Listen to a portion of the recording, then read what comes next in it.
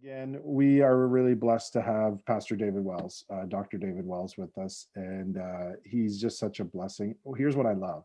I love his heart for multiplication. I love that he gets that heart. I love that he pushes that heart, and it's reflected in just most of everything that you see come across from him. And so, as he's with us here on the call today, we want to say, first of all, what an honor it is to have you. And we thank the Lord for you as our superintendent. Would you share with us today? Hey, Jason, and what a privilege to be connecting with you. We're actually on a day-long superintendent's peer retreat on Zoom, and got the 8th district superintendents in a support group, so that's fun to watch. Pastor Laurie's blubbering all over the place. It's really embarrassing. But anyways, actually, he's talking about his father surviving D-Day, if you've ever heard that story. How many have heard that story? Yeah. It's actually very meaningful. So it ties in a little bit to where I want to go, because, I've been engaged in life in the church. Maybe some aren't aware that, if somebody hadn't reached out to my family and made sure the Wells kids got taken to Sunday school, I might not be with you today. But,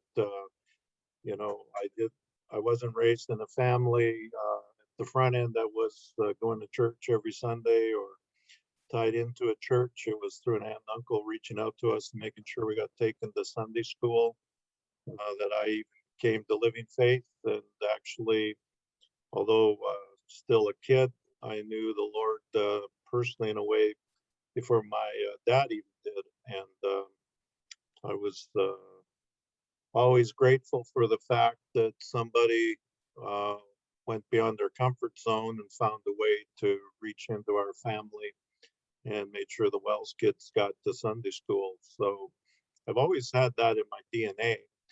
So the sense of being outward bound, of being focused on people who need life in Jesus has come in some ways quite naturally.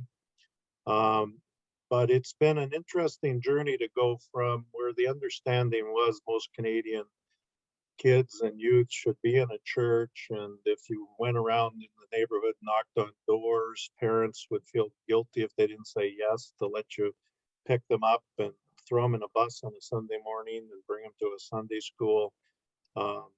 Some old guys like Gary will remember with me, our bus ministries and going around neighborhoods and dragging kids out of beds. I got to be Grover as a youth pastor in my early 20s in Calgary, going around neighborhoods dressed up like Grover, and doing all those fun sort of things. And well, I'm a little older now. Don't know if you noticed, and been at it for a few decades. And Canadian mission has obviously shifted. Demographics have shifted. More importantly, the air that we breathe, the cultural air, the ruling mindsets are quite distinct. And we find ourselves living in an age where if you're going to connect with fellow Canadians, you have to understand the shift in the apologetic and how you need to go from being the dominant culture or feeling like you, as a Christian minister, should have privilege in the society to where, like our Lord, we've got to learn how to empty ourselves, make ourselves of no reputation, take upon the form of a servant, and come and be a monk full of gracious truth, and realize that it involves a lot of blood, sweat, and tears. So I've been thinking about, at my age, I want to remain as passionate as ever about representing Jesus well and engaging fellow Canadians. Susan and I have actually found COVID to be a refreshing season for mission. We've lived in Burlington. I did commute from Vancouver because of the Winter Olympics and my involvement there. The first 2 years I was general superintendent, I kept commuting out here to Mississauga, stayed at KRT seniors residence. I was the director of their youth ministry there in when I was living in the seniors residence as general superintendent, and part of that is out of a passion. Those people that I was engaged with in Vancouver and with the organizing committee, uh, most of them half my age, were like sons and daughters to me as far as wanting them to know life in Jesus and wanting to be of influence to them. So we commuted, and then finally in 2010, after the games were all over, and moved into Burlington, into a neighborhood. But the lifestyle of a general superintendent, I'm around, historically, I would have been in this office maybe a third of the time, and maybe at home less than half the time. Otherwise, you're on the road. You're across Canada. You're around the world. Air Canada loved me. And I'd return home to the neighborhood. And so my expression of mission was genuine. I was still engaged with Canadians. I was involved up to my nostrils with some of the same people from Vancouver, but at the Pan Ams in Toronto. So it wasn't that I wasn't being missiologically ethical. In fact, we're seriously thinking of putting some ethical questions about mission on our credential renewals, just like we ask questions about your sex life or other things. We also want to know that you have missional ethics, that you do have people in your life. And COVID hit, and I want to say I love my neighbor, but the reality was Susan had obviously more connection with her neighborhood and knew some people. But all of a sudden we had opportunity to walk the streets pretty well every day, still do, ride bikes, still do. In fact, I was out in Paris on the weekend. We rode our bike along the Grand River. It's beautiful. Wendy, I hope you got my TVs that we left out by a container by your church. But anyways, did you get them? Oh, okay. I hope you can use them. Anyways, but we started walking down First Street to Delaware, turning left, and all of a sudden there was these circles of neighbors out there. And you start from scratch with people. You don't know them, but they say, "Hey, what you doing?" And kind of like, I say, "Oh, we," and they talk about Delaware, and every Friday at 7, how they get together in physically distant circles and just trying to still be neighbors. And I said, "Well, we live on First Street. Are we welcome into the Delaware party?" And yeah, we'll take anybody. That's well over a year ago. And I love my neighbors. Like, now I know their names, I know their stories. I know that one couple, she's been in the news because she's been watching her mother go through COVID and how it almost took her life, and some of the questions about how it transpired and so on. But you see, her husband is son of one of our Pentecostal pastors from Eastern Ontario, who they regularly pray for this son and his daughter, because their journey of faith probably isn't where it should be right now as relates to Jesus, and yet there's still a respect there. And right away he picked up on who I was, in essence, that I'm his dad's boss. Go for, not really, but you know what I'm saying. And the openness and the conversation, and this is my neighbor, the son of one of my own pastors, and he and his wife have been praying for that son for decades. You know what I'm saying? And you get to be the one who shows up on their block. And last Friday, we're talking again. He's debating with me whether I should let his sister be my Facebook friend because she's crazy. It's like, these are the conversations you have,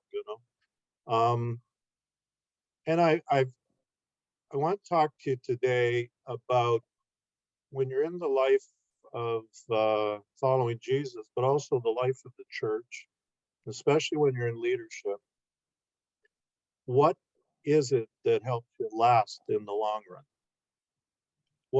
What keeps the passion there? What is it that makes you get up and still want to engage neighbor? What is it that makes you willing to, take some of the crud that goes with leading the life of the church? Like, I got files right here, folks.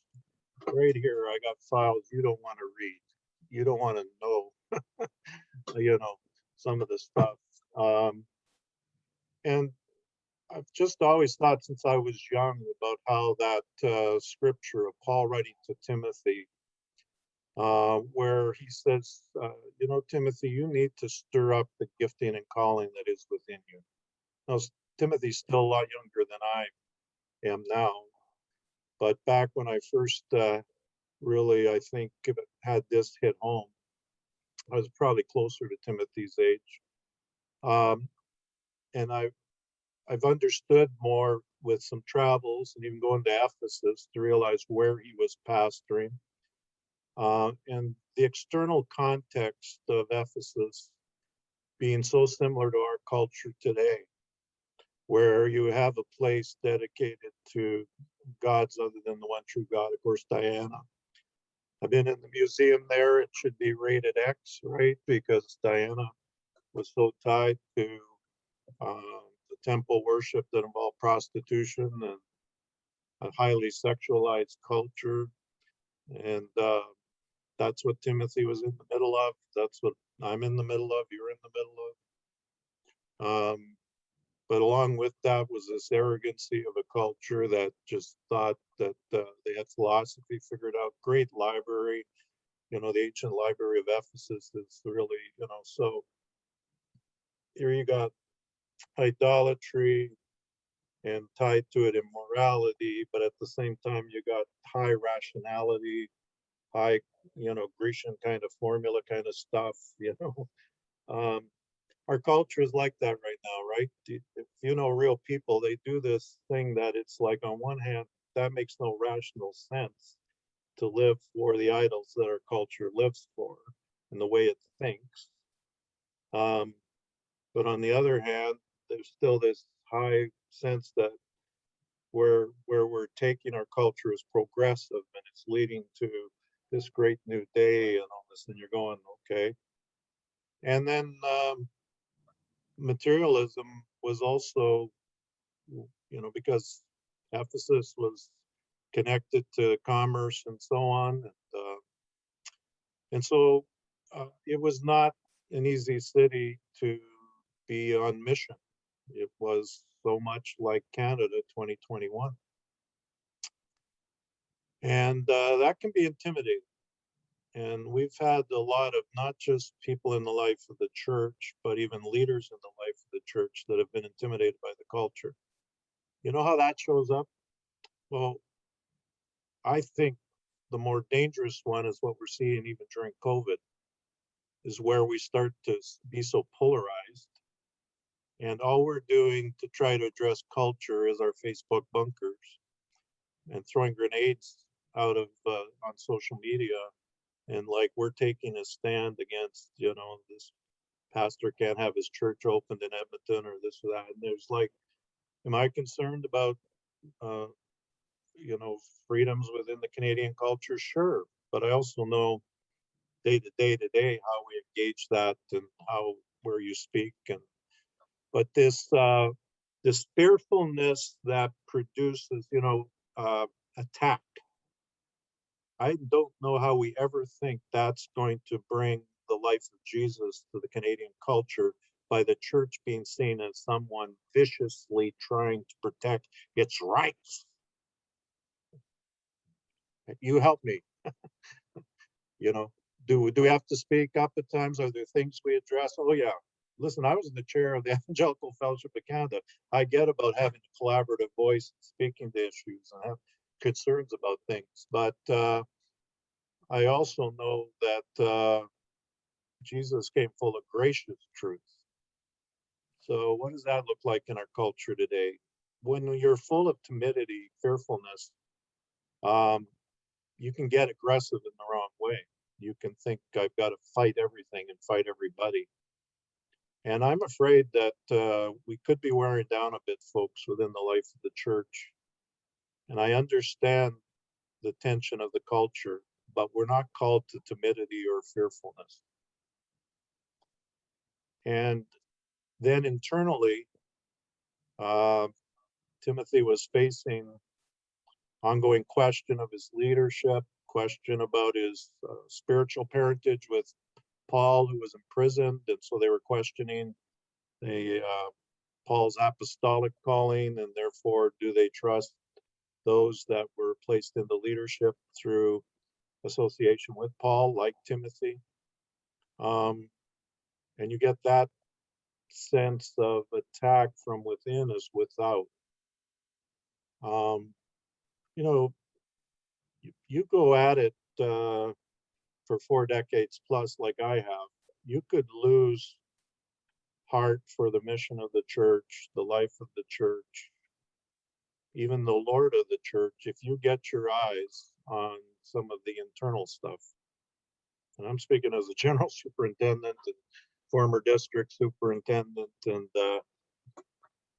you know, I'm just glad I had people early on that were there to mentor me, even when I faced some of the first attacks I experienced. You know, early on, getting a petition drawn up when I was still in my early 20s by parents within the youth ministry wanting to see me booted and lose my job because their kids were coming back and saying it wasn't as much fun as it had been with the previous youth pastor. Well, that's a true story. Like, and if my senior pastor had buckled under that pressure, I would have been gone.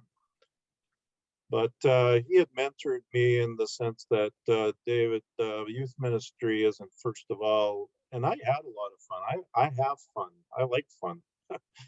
But I'd been mentored in early on to read the Master Plan of Evangelism and to read the Training of the 12 and to really immerse myself in the fact that the mission of the church is to go and make disciplined followers of Jesus who be lovers of God and lovers of others. And that's where the focus is primarily about. So I gave priority to some of the young men and young women that weren't always that much fun or weren't doing cartwheels on Friday about all the party stuff. But boy, they'd show up on a Wednesday and they'd engage in leadership training and they'd engage in going through the scriptures and they'd read Knowing God by Packer with me. You know, these are young people. Think about, you know, so maybe I was too intense. Maybe, you know, except I ran some really good parties too. You know, it wasn't either or. But I remember that not out of bitterness. You know, almost all of those young people and all those families cried when I left that church a few years later.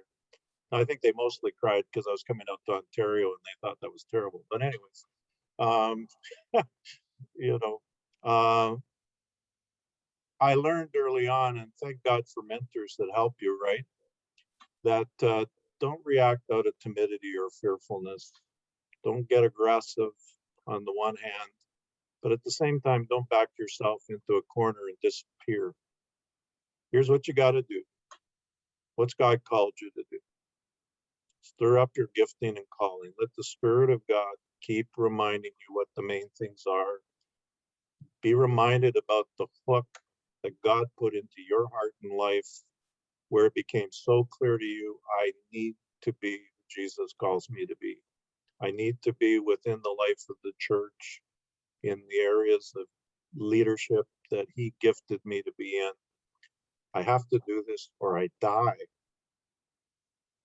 And that hook has pulled me through, at times, huge disappointments. So we're talking about mental well-being. You know, we need to be well, body, soul, and spirit. We sure do. But I do know that if I let the Spirit of God keep pointing me to Jesus, keep stirring up the gifting and calling, if I still delight to do His will, I delight to do His will. I'm going to get very personal with you. My friend David Hazard is near death today. Yesterday, my wife and I and Murray and Cindy went to be with David. We walked into a difficult room. A man we loved. It's some of the toughest stuff you do. But here's the thing. I'm being really up with you because I want you guys to last. I want you to make it through to the finish line. I want you to be fruitful. I don't want you to get bitter about the church or bitter about some people that are abusive. And I'm not talking physical abuse or whatever, but just people that do stupid things and tear you down.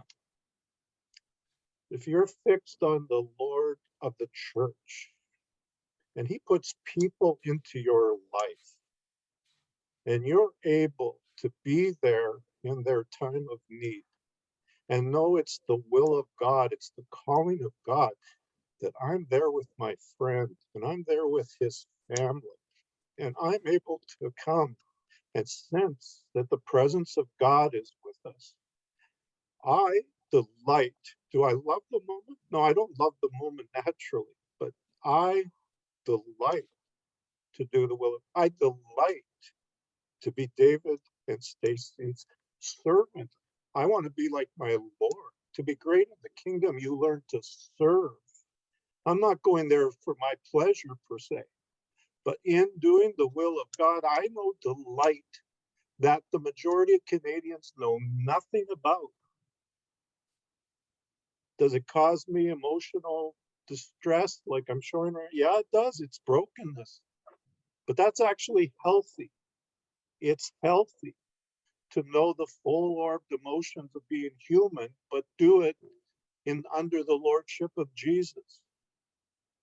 I delight the moments of brokenness. We're in the will of God. God's called me to be there in the lives of others. To tell my friend Pat that her husband wasn't going to make it home from his business trip in Quebec because he died suddenly on his way to work. And to feel the knowledge that this is tough, this is a tough assignment, but I get to be the Lord's representative of comfort to that family and to that woman for such a time. I delight to do his will. Now, I delight in a lot of positive things too, folks. Don't get me wrong. I'm a pretty well-balanced guy, you know. So there's a lot of great tables I get to be at. I get to be with some phenomenal women and men of God around the planet. I get to be in places where you're interacting with leaders, you know. That's all part of what's become my calling in God. So I delight in that too. But here's the point. If when it got tough when I was 24, or if I would have really soured on the life of the church because I was called to a highly fractured congregation that felt like former glory, and now everybody was, I did my master's degree in such a context where I got A's on change, power, and conflict management because I was living it up. If I would have soured on the life of the church at that point, none of you would have ever heard of me or known what I'm doing today, because I would have just retreated out of there with the knives in my back and said, that's it, I'm done. But that's not what I'm involved in the life of the church for. I delight to do his will because I delight in him. And he stirs up my gifting and calling. And it's out of love for God. Heart, soul, mind, strength. I so love him. When they put me in the ground, I want you guys and my kids to be able to say, he loved God more on his final day than he did on any other day. Because I don't let the outside crud of the society and I don't let the inside crud of the church take me away from my first calling. I am stirred up to love God with all my heart, soul, mind, and strength.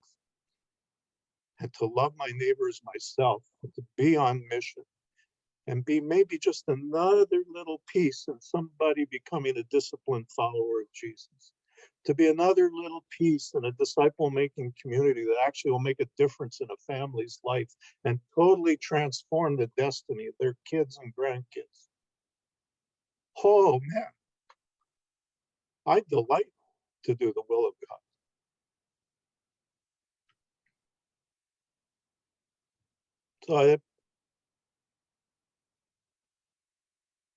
So I worshiped with my friend yesterday as he lifted his weakened hands up and just began to say, thank you, God. And I saw exactly the very thing I'm desiring, to hit the finish line with my hands raised, delighting to be God's, and delighting that he called me into the ministry, and delighting in the fact that there's so many changed lives along the way because of his calling being lived out in my life. That's what I really want for you. I'm going to get sort of a little twist for a moment. So folks, I do understand in the culture of the day, we're under a lot of pressure. I do understand the importance of well-being in every part of who we are. But we're not going to get there simply by being conformed to the world's mold. We can't get into an era of self-protectionism and making it all about our own self-actualization.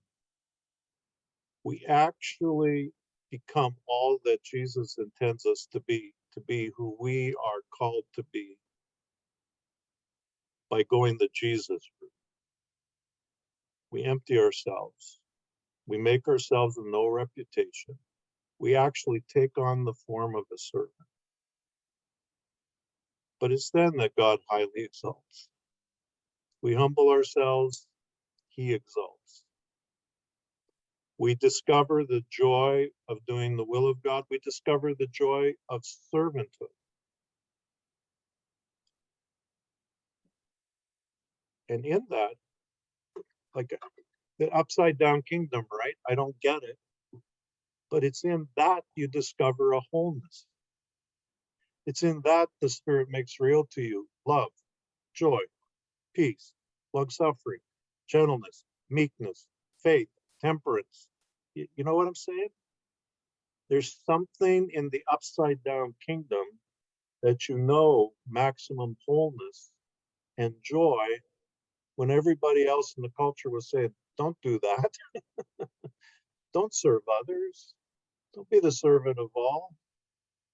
No, I'm not talking again about cross the line into abusive stuff and so on. Of course not. But I just thank God that there's a wholeness in doing it Jesus' way. And I want to encourage you in that. I see some very mature friends of mine, older peers like my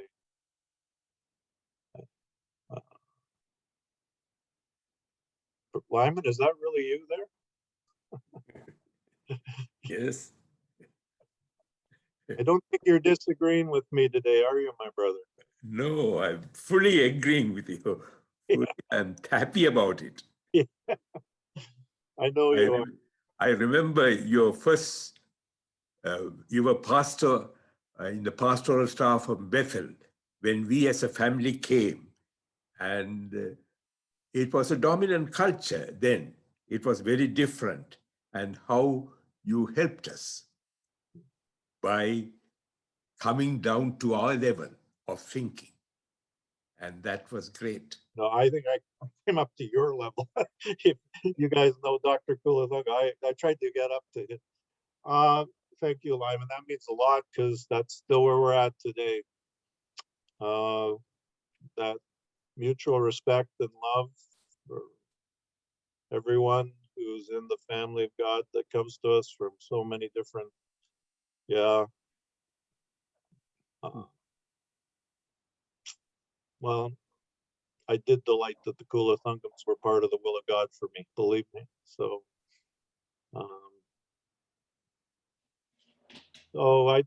Jason, I hope that kind of fits Yeah.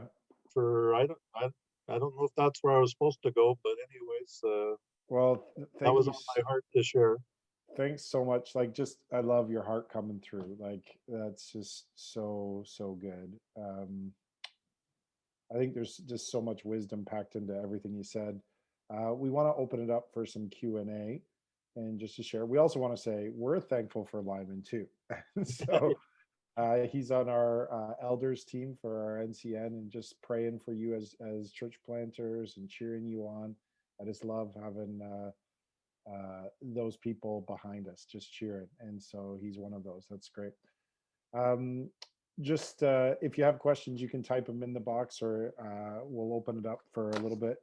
Now's your moment, as you've heard our superintendent's heart, just to kind of ask a question and respond. I guess the first one that came in my box here, and I'll just start it off, and then I'll open it up to everyone else. How do you keep compartmentalized between the knowing how to lead and also keeping your heart soft? Like, how do you keep that balance of the non-jaded heart, but also the assertive leader heart? Yeah, and thanks, Jason. I think it's got a lot to do with clarity of mission. But when I say that, you know, you'll hear me always talk about the mission in the sense of, first of all, I have to experience what the mission of so I have to be a wholehearted, whole-minded lover of God.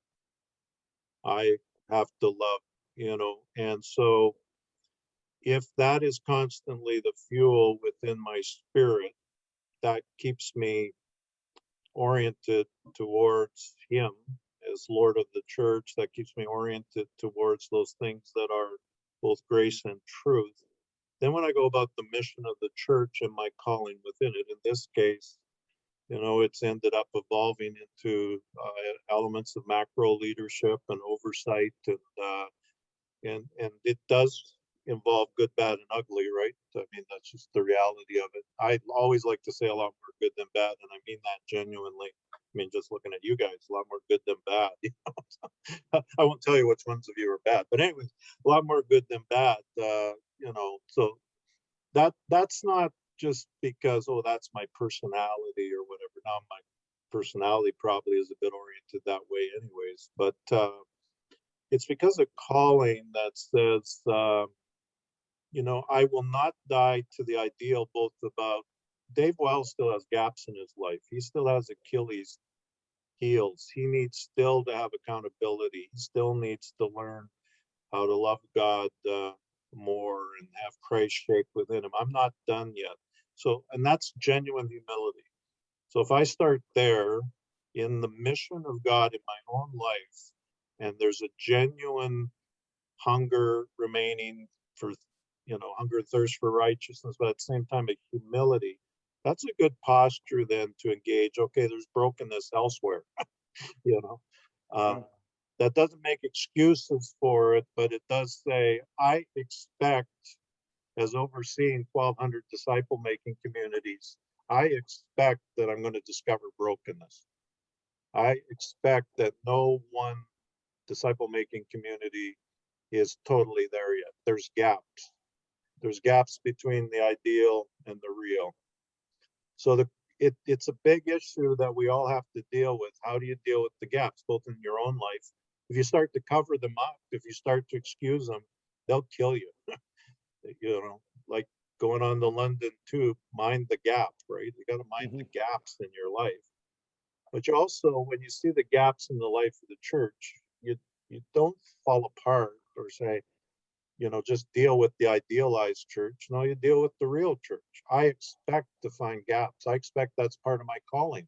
That's part of why I'm there. I'm helping to allow the people of God to be matured and How did Jesus deal with an impure bride? Well, he washes her with water by the word. He doesn't throw more mud on her, right? That's good. So I'm looking, it's a terrible thing is the bride's trying to make it to the final day and she's got some mud on her, that some people feel, well, their main responsibility is to throw more mud on her. I can tell you right now, all of you, your calling is to wash her with water by the word. Yeah. Husbands, love your wives as Christ loved the church. It's probably good that guys like me focus on the husband's love part as well. But I'm not going to understand that if I don't understand how Christ loved the church and gave himself up for her. Mm-hmm. Okay. So I expect sacrifice as part of caring for the church. So that's part of the gap, is that, she isn't going to be perfect. She's going to have mud on her. She's going to need washing of water by the word. She's going to need the prophetic. She's going to need teaching. She's going to need apostolic direction, all those things that the Lord gifts the body with. She's going to need care. She's going to need mercy ministries. Of course, that's why. So that helps me keep a wholeness, I think, about how I deal. And a friend of mine, great quote, she said, a cynic is somebody who comes to the right conclusions, but with the wrong attitudes. They see the gaps and then all they're doing is pointing out, getting cynical about the church or cynical about other people. Listen, they're there. We don't need cynics to point that out. What we need is, but who's going to help us see what the next obedient action is to close the gap? Who's going to come alongside of us and close the gap? We're not multiplying the way we should in Canada. Okay. Well, who's stepping forward, helping to give life to disciple-making communities, helping to identify the next young man or young woman or team that's going to step forward, close the gap. No one knows the warts of the PAOC probably better than I do. But I love this puppy, because there's beauty there, and there's mission there, and there's changed lives there, and there's worship for Jesus there. It's not perfect, but I'm always looking to, we haven't been perfect about our inclusion. We haven't dealt perfectly with some of the big questions in the culture today. That's true. I don't deny the gap, but then it's like, okay, who's going to work with us to close the gap? Yeah. What's the next obedience steps? That's good. I think I don't want to be the guy that's the one who's pointing fingers at Christ's bride. I don't think that's a good position to be in. You know what I mean? I don't want to be the one who's the critical one. Could you imagine on a wedding and coming and, pointing fingers at some guy's bride and like, she's kind of not got it all together. Like that would be a bad place to be. And yet sometimes we, the leaders of the church, set up that way. I love what your answer there, David. Thank you. Maybe Eddie, I'm going to have you ask the next question. I saw yours in the thing there, and why don't you ask your next question to Dave Wells? Okay. Yes, yeah, I thought Justin was just going to read it, yeah, but it's I can't even have the perfect words to express what I'm feeling inside. I just want to say I deeply appreciate what you have just shared, and it will forever remain with me. By God's grace, I will do my best to walk in it. Yeah. My question is, what's been your most helpful response in times of betrayal, especially betrayal that is coming from within, not from without? Mhm. Thank you. Yeah, very good, Eddie, and it's very real. Just so you know my humanity again, in the one place where I was serving, where I'd been asked to come as a catalytic leader, really to help lead the church deal with, it was in a crisis, an identity crisis is what it was in. It had been shaped to have one DNA through a very strong leader who was a great leader, and the church had seen reasonable fruit and grown and ended up having a massive building program. But then he passed away. All of a sudden, there was lots of criticism about next leadership and the direction of the church and what the vision is. And so I'd been brought in as the catalytic guy, kind of co-pastoring to help with all the areas to do with strategy and next steps and vision in that city. And the Lord was bringing good fruitfulness. It was like, but there was this sense that, you know, they were still looking for the omnicompetent, the great man, rather than a team. They were looking for, so it was like, I needed to do all my work, but then have it get expressed through my friend who was senior leader. And that was a challenging context, but we really tried to work at it. And we were seeing some headway. But I found myself, in fact, some of my colleagues on staff, they called me the Teflon pastor because nothing stuck. I wasn't getting criticized. They couldn't understand why I wasn't getting criticized, and pretty well the entire rest of the staff was getting criticized. It was a very critical church at that time. I mean, the accusations were flying all around. And, but because I zeroed in on vision and strategic, everybody thought that was great. But then they decided behind my back that the only way they were going to get to the senior leader was to get to me and attack me on board retreat. This is not made up. This is shared by my colleagues on the board who confessed their strategy after the fact.